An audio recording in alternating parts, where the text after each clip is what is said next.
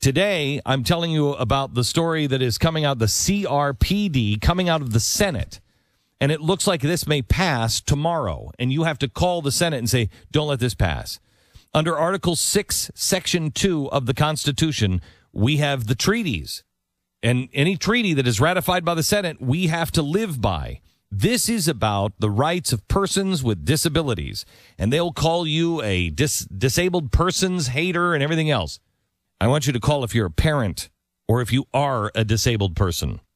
If you're a parent of a disabled person, I want you to call. Make sure you do. Because the state will decide, the UN will decide what the best interest of the child is. And it will be involved, quote, in all actions concerning children with disabilities. All actions. And they will decide, oh, by the way, and when your child is born, if they're born with disabilities, they immediately have to be registered with the UN.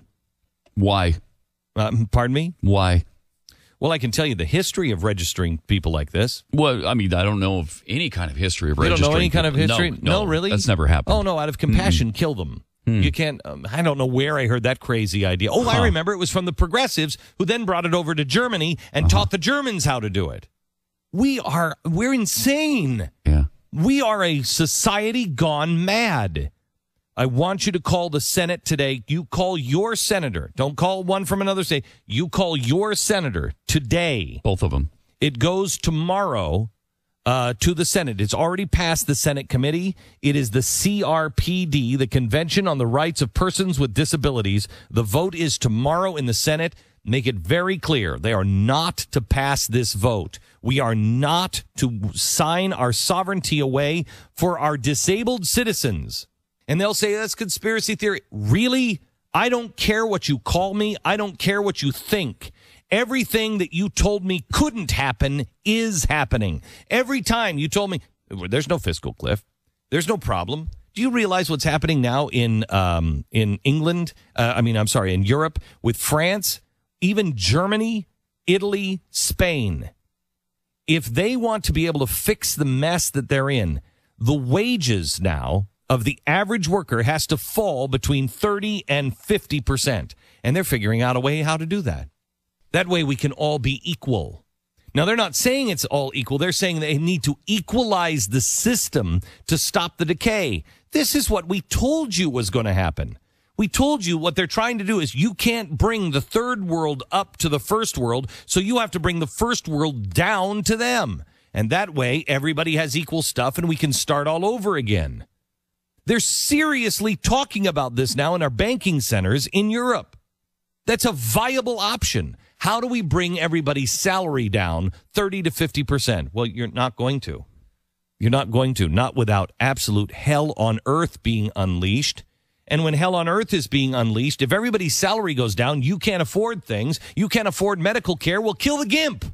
Kill the old person. Kill this person. They're making trouble anyway. Kill them. It happens the same way every single time. Nothing in the world seems to make sense. But unfortunately, it does make sense. Unfortunately, it's a sense that most people don't want to look at. But you have to.